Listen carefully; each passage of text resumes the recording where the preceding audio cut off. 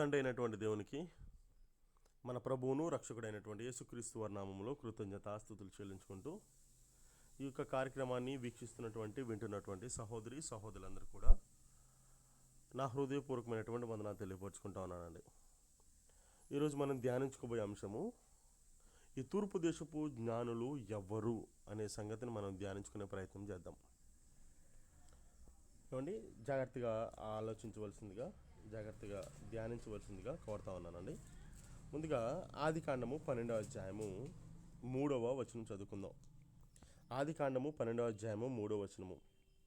అబ్రహాముతో దేవుడు చెబుతా ఉన్నటువంటి మాట: నిన్ను గొప్ప జనముగా చేసి నిన్ను ఆశీర్వదించి నీ నామమును గొప్ప చేయుదును, నీవు ఆశీర్వాదంగా నుందుదువు. నిన్ను ఆశీర్వదించు వారిని ఆశీర్వదించదును, నిన్ను దూషించు వారిని శపించదును. జాగ్రత్త వినండి. భూమి యొక్క సమస్త వంశములు నీయందు ఆశీర్వదించబడునని అబ్రహాముతో అనగా, యెహోవా అతనితో చెప్పిన ప్రకారము అబ్రహాము వెళ్ళెను. అబ్రహాముతో ఆయన అన్నటువంటి మాట ఏమిటనంటే, భూమి యొక్క సమస్త వంశములు నీయందు ఆశీర్వదించబడును. భూమి మీద ఉన్నటువంటి సమస్త జనులు కూడా నీయందు ఆశీర్వదించబడును, నీ సంతతి నందు ఆశీర్వదించబడును, నీ సంతతి ద్వారా ఆశీర్వదించబడునని అబ్రహాంకి ఆయన మాట ఇచ్చినాడు. అదే ఆదికాండము 22వ అధ్యాయము 18లో కూడా అదే మాటను మరలా పునరావృతం చేస్తూ 18 అంటాడు, మరియు నీవు నా మాట వినినందున భూలోకములోని జనములన్నీ నీ సంతానము వలన ఆశీర్వదించబడునని నా తోడ ప్రమాణము చేసి ఉన్నానని యెహోవా సెలవిచ్చున్నాడు. చూడండి, జాగ్రత్తగా గమనించండి. నీ సంతానము వలన ఆశీర్వదించబడునని అంటే అబ్రహాముకి యేసుక్రీస్తు వారిని గూర్చినటువంటి, పుట్టుకను గూర్చినటువంటి, జననాన్ని గూర్చినటువంటి, ఆయన గూర్చినటువంటి సంకల్పాన్ని గూర్చి ఆయన తండ్రి అబ్రహాముకి ముందుగానే మాట ఇచ్చున్నాడు, ప్రమాణం చేస్తున్నాడు, వాగ్దానం ఇచ్చున్నాడు. ఇది ఎరిగినటువంటి అబ్రహాం గారికి 25వ అధ్యాయము అదే ఆదికాండము 25వ అధ్యాయంలో అబ్రహాం గారు తన భార్య అయినటువంటి సారా మరణించిన తర్వాత తన ఉపపత్నులలో ఒకరైనటువంటి కెతురాను ఆయన వివాహం ఆడినట్టుగా, ఆయన పెండ్లి చేసుకున్నట్టుగా మనకి గ్రంథమందు సెలవిస్తూ ఉంది. అతనికి కెతురాకు పుట్టినటువంటి పిల్లలు మిద్యాను, ఇష్పాకు, మెదాను, యక్షాను అనే మొదలైన వారు వారి ఇరువురికి కూడా జన్మించినట్టుగా మనకి తెలుస్తూ ఉంది.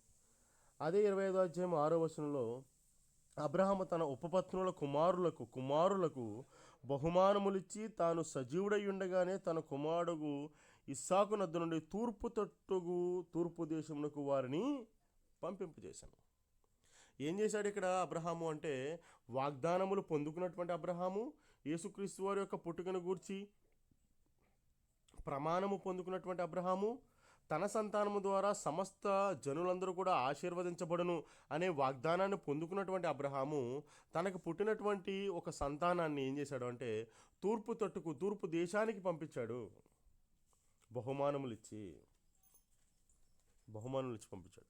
ఈ పంపించినటువంటి సంతానానికి వాగ్దానములు, ప్రవచనములు, ప్రమాణము ఎరిగినటువంటి అబ్రహాము ఏం చేసి పంపించాడో చెప్తున్నాడు. చూడండి గ్రంథమందు 18వ అధ్యాయము 19వ వచనంలో, ఎట్లనగా యెహోవా అబ్రహామును గూర్చి చెప్పినది అతనికి కలుగు చేయనట్లు. జాగ్రత్త గమనించాలండి.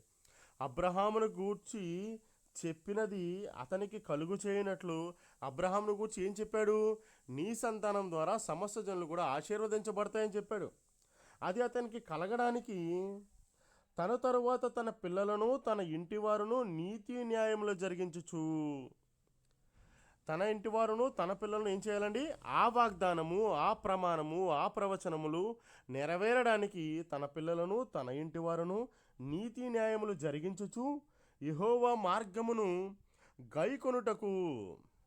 ఎలా ప్రవచనం నెరవేరబడుతుంది, ఎలా సంతానము భూమి మీద ఉద్భవించబోతుంది, ఎలా ప్రమాణము నెరవేరబోతా ఉంది అని యెహోవా మార్గమును గైకొనుటకు అతడు అంటే అబ్రహాము వారికి ఆజ్ఞాపించున్నట్లు నేను అతనిని ఎరిగి ఉన్నానెను. జాగ్రత్తగా గమనించాలని అంటే ఈ ప్రవచనము, ప్రమాణము, వాగ్దానము నెరవేరడానికి అబ్రహాము కావలసినటువంటి న్యాయ విధులు, కావలసినటువంటి మాటలు, బోధ తన పిల్లలకు, తన సంతానానికి చెప్పి వారిని తూర్పు దేశానికి తూర్పు తట్టుగా పంపించినట్టుగా మనకి గ్రంథం చెప్తా ఉంది. ఇది వారి నిత్యము కూడా ఎరిగి ఉండడానికి, ఆ ప్రవచన నెరవేర్పు సమయానికి వారు హాజరవడానికి దేవుడు నేను అతనిని ఎరిగి ఉన్నాను, నేను అతనిని, అతని సంతానాన్ని, అతని పిల్లల పిల్లల పిల్లలను దేవుడు ఏం చేశాడంటే ఎరిగి ఉన్నాడండి. ఈ ఎరిగినటువంటి జనాంగము, తూర్పు దేశానికి వెళ్ళినటువంటి జనాంగము అబ్రహాము సంతానమే. అక్కడ మత్తయి సువార్త 22వ అధ్యాయంలో హేరోదు మహారాజు దగ్గరికి వచ్చి విచారణ చేసినట్టుగా, యేసుక్రీస్తు వారి యొక్క పుట్టుక సమయంలో బహుమానాలు తీసుకొచ్చినట్టుగా మనకి కనబడతా ఉంది. వీరు ఎటువంటి వారు? తూర్పు దేశానికి వెళ్ళిపోయినటువంటి వీరు అబ్రహాం సంతానము ఎటువంటి వారు అని కనుక మనం ఆలోచన చేయగలిగితే, మొదటి రాజుల గ్రంథము 4వ అధ్యాయము 29-30 వచనాల్లో దేవుడు జ్ఞానమును, బుద్ధిని, వర్ణింపశక్యము కాని వివేచన గల మనస్సును సొలొమోనుకు దయచేసను గనుక సొలొమోనుకు కలిగిన జ్ఞానము చూడండి తూర్పు దేశస్థుల జ్ఞానము కంటెను అధికమునై ఉండను, ఐగుప్తుల జ్ఞానము కంటెను అధికమునై ఉండను. అంటే అబ్రహాము సంతానంగా పిలువబడుతున్నటువంటి వీరు, తూర్పు దేశానికి వెళ్ళిపోయినటువంటి తూర్పు దేశస్థులుగా పిలువబడుతున్నటువంటి వీరు, వాగ్దానములు, ప్రవచనములు, ప్రమాణములు నెరవేరాలని ఎదురు చూస్తున్నటువంటి వీరు ఎటువంటి వారు అంటే జ్ఞానులు. సొలొమోనుకి కలిగినటువంటి జ్ఞానము తూర్పు దేశస్థుల జ్ఞానము కంటే అధికముగా ఉండెను అని అన్నాడంటే, ఈ తూర్పు దేశస్థుల జ్ఞానులు కూడా ఎంత అధికమైనటువంటి జ్ఞానులు అర్థం చేసుకోండి. కాబట్టి వీరు ప్రవచనమును ఎరిగినవారు, ప్రమాణాలను ఎరిగినవారు, ప్రమాణాల నెరవేర్పు కోసమే ఎదురు చూస్తున్నవారు, వాగ్దాన నెరవేర్పుకై ఎదురు చూస్తున్నవారు, జ్ఞానము కలిగిన వారు. యెషయా 60వ అధ్యాయంలో యెషయా ప్రవక్త ద్వారా దేవుడు వ్రాయించినటువంటి గ్రంథము 60వ అధ్యాయంలో కూడా వీరిని గూర్చి ప్రవచనం అక్కడ చాలా అద్భుతంగా దేవుడు వ్రాయించి పెట్టాడు. 4వ వచనంలో, యెషయా గ్రంథం 60వ అధ్యాయం 4వ వచనంలో, కనులెత్తి చుట్టూ చూడుము, వీరందరూ కూడుకుని నీ యొద్దకు వచ్చుచున్నారు, నీ కుమారులు దూరం నుండి వచ్చుచున్నారు, నీ కుమార్తెలు చంకనెత్తబడి వచ్చుచున్నారు.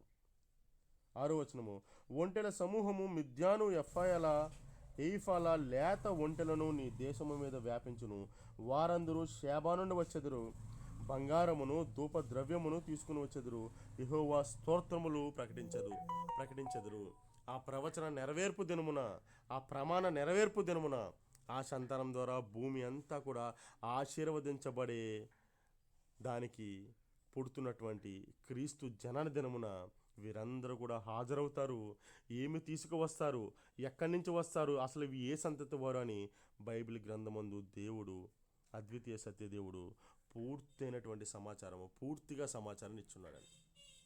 కాబట్టి ఎవరి తూర్పు దేశపు జ్ఞానులు అంటే అబ్రహాము సంతానము.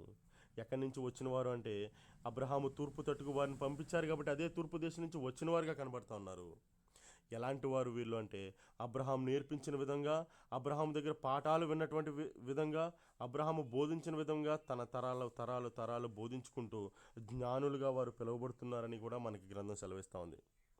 ఆ ప్రవచన నెరవేర్పు దినమున వీరు ఆ నక్షత్రాన్ని చూసి బెత్లెహేము పట్టణానికి వచ్చినట్టుగా, బెత్లెహేము ప్రాంతానికి, గ్రామానికి వచ్చినట్టుగా మనకి గ్రంథం సెలవిచ్చింది. కాబట్టి శ్రద్ధగా మీ అందరికి కూడా ధన్యవాదాలు తెలుపుకుంటూ, రేపటి దినాన్న ఈ నక్షత్రం ఏంటి, నక్షత్రాన్ని చూచి ఈ అబ్రహాం సంతానము అయినటువంటి తూర్పు దేశ జ్ఞానులు అక్కడికి రావడానికి సహాయపడినటువంటి నక్షత్రం ఏమిటి, వారు ఏ విధంగా లెక్కలు వేసుకుని ప్రవచన నెరవేర్పు దినము ఇదే, ఈ సంవత్సరమే, ఈ దినమునే పుట్టబోతున్నాడు, ఈ మాసమునే పుట్టబోతా ఉన్నాడని ఎలా లెక్కించారు అనే విషయాన్ని రేపటి దినాన్న ధ్యానించుకుందాము. శ్రద్ధగా విన్న మీ అందరూ కూడా ప్రభునామంలో వందనాలు తెలియపరచుకుంటా ఉన్నానండి.